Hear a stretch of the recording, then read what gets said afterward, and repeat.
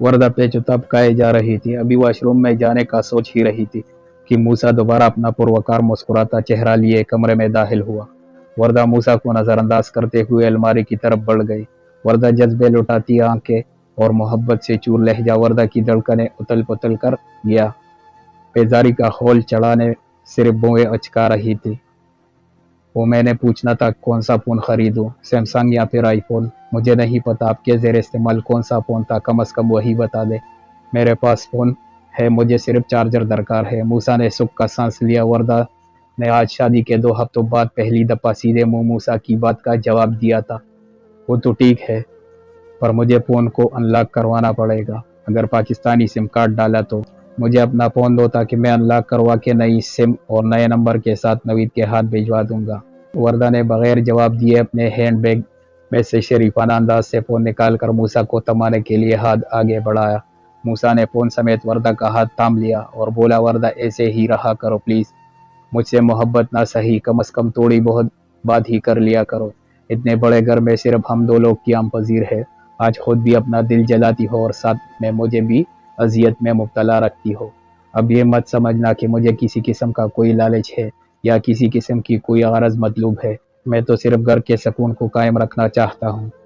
वैसे मेरी बात सुनने का बहुत शुक्रिया वरदा, मेरा आज का दिन बहुत अच्छा गुजरेगा इंशाल्लाह। बोलते साथ ही मूसा ने वरदा का हाथ नरमी से दबाकर अपनी गिरफ्त से आज़ाद कर दिया। और हाँ, आज मेरी बेगम क्या पका रही है? जो भी पकाती हो कमाल का पकाती हो यार, दोबारा से बहुत शुक्रिया। वरदा खामोशी से मूसा को देखे जा रही थी। समझ नहीं आ रही थी कि आज वो किसी किस्म की मजम्मत क्यों नहीं कर पा रही। शायद डेट की बातों का असर था या फिर मम की वजह से। बहरहाल जो भी था, रात 2 घंटे मुसलसल रोकर समझौता करने का फैसला कर चुकी थी। मूसा मुस्कुराते हुए अपने पीछे खुशबुएं बखेरता कमरे से निकलने लगा। सुनो जी। मूसा ने 1 सेकंड की ताखीर किए बिना फौरन पलट कर देखा। वरदा को समझ नहीं आ रही थी कि आज उसका मिजाज उसकी नफरत की दीवार पर दरार डालने पर क्यों तुला हुआ है। बोले, मैं हमतन गोश हूँ वरदा। मूसा ने सीने पर हाथ बांधते हुए बोला, वो मैं आज खालाबी के साथ बाहर जाना चाहती हूँ। हाँ क्यों नहीं, ज़रूर जाओ, लेकिन एक बात जहन नशीन रखनी है प्लीज़।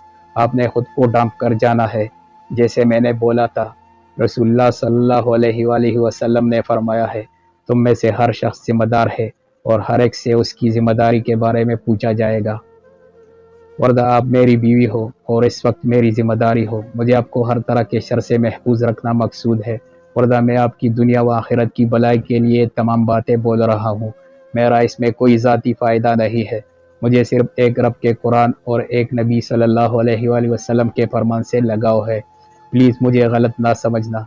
रसूलुल्लाह सल्लल्लाहु अलैहि वसल्लम ने फरमाया है, इब्न आदम की हर गुफ्तगू उसके खिलाफ दलील बनेगी, सिवाय उस गुफ्तगू के जो उसने नेकी का हुक्म देने, बुराई से रोकने और ज़िक्र इलाही में की हो।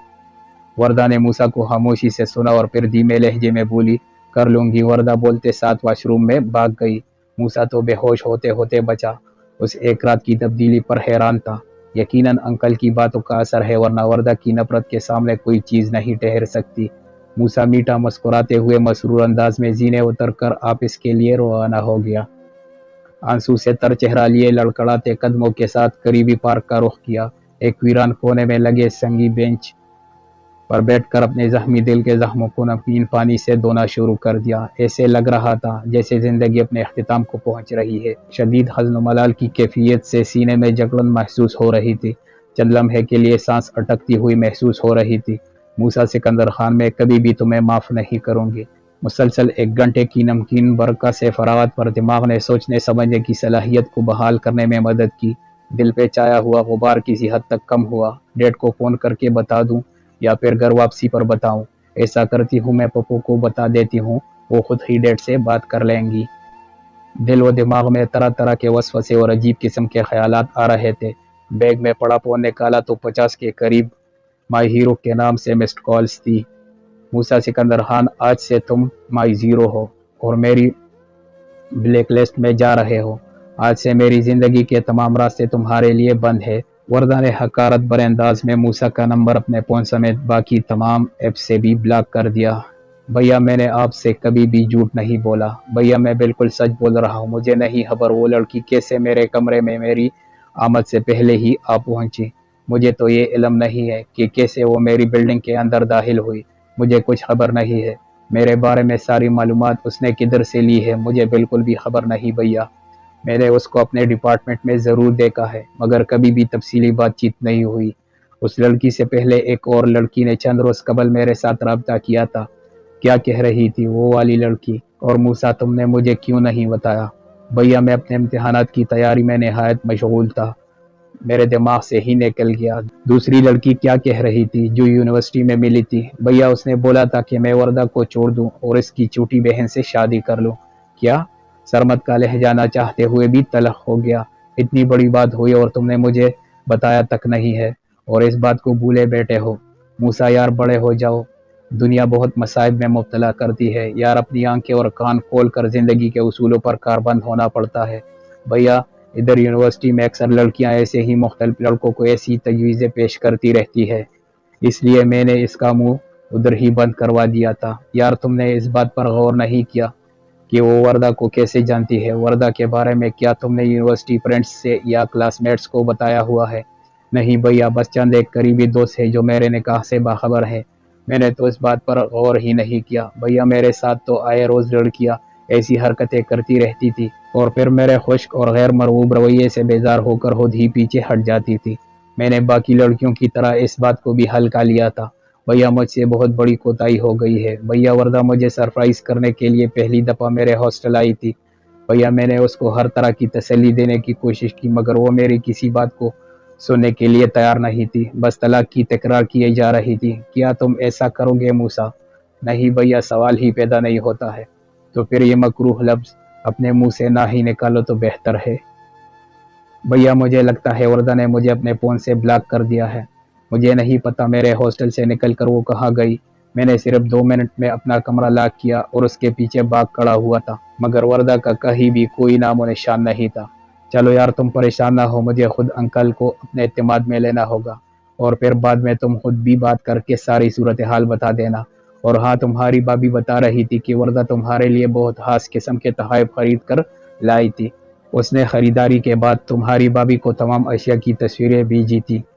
سنتے ساتھ ہی موسیٰ کے دل میں ٹھیس اٹھی۔ بھیا میرے لیے تو اس کا میرے ہاسٹل آنا ہی کافی تھا۔ بھیا پلیز کچھ کریں، آپ تو جانتے ہیں میں وردہ کے علاوہ کسی اور عورت کا تصور بھی نہیں کر سکتا ہوں۔ چل یار پریشان نہ ہو، اپنا سارا سامان باندھ اور گھر واپسی کی تیاری کر، باقی میں خود سنبھال لوں گا۔ بھیا پلیز یاد سے ابھی انکل کو کال کرے اور ساری صورتحال سے آگاہ کر دے پلیز۔ مجھے ایسے لگتا ہے وردہ اب کبھی بھی مجھ سے راضی نہیں ہوگی۔ بھیا وہ بہت رو رہی تھی اور اس کی آنکھوں میں میرے لیے شدید نفرت کے سوا کچھ بھی نہیں تھا۔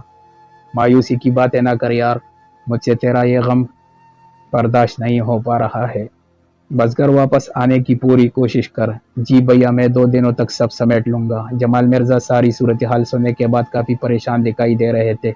کچھ دیر سوچنے کے بعد گویا ہوئے، یار سرمد وردہ نے ابھی تک میرے ساتھ اس معاملے پر کسی قسم کی کوئی بات نہیں کی ہے، وہ سیدھی موسیٰ کے ہاسٹل سے اپنی پھپھو کے ہاں چلی گئی تھی۔ میری اکیلی بہن نے ہو سکتا ہے اسے اپنے پرانے قصے کہانیوں میں لگا لیا ہو اور وہ وقتی طور پر بہل گئی ہو، اور بہتری اسی میں ہے کہ میں بھی اس بات کو نہ اچالوں، کیونکہ اگر میں نے اسے کوریدنے کی کوشش کی تو شاید وہ اپنے اس جذباتی فیصلے پر عمل پیرا ہونے کی ضد کرے۔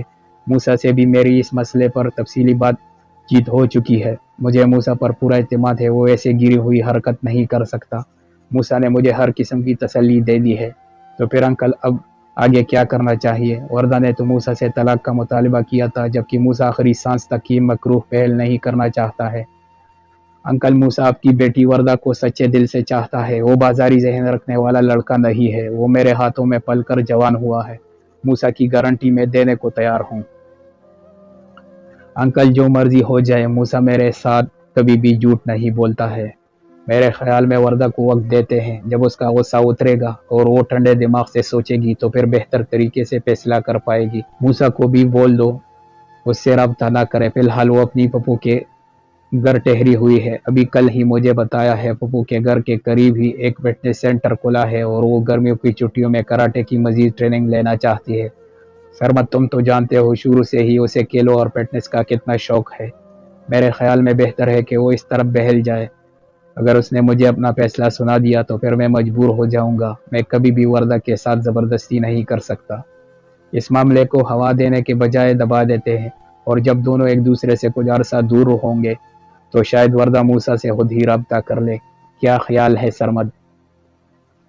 موسیٰ جو پچھلے 1 گھنٹے سے دونوں کی باتیں پوری توجہ اور خاموشی سے سن رہا تھا، انکل کے اس فیصلے پر تڑپ اٹھا، کیونکہ وہ جانتا تھا کہ وردہ سے لمبا عرصہ بات کیے بنا اس کا دل بے چین رہے گا۔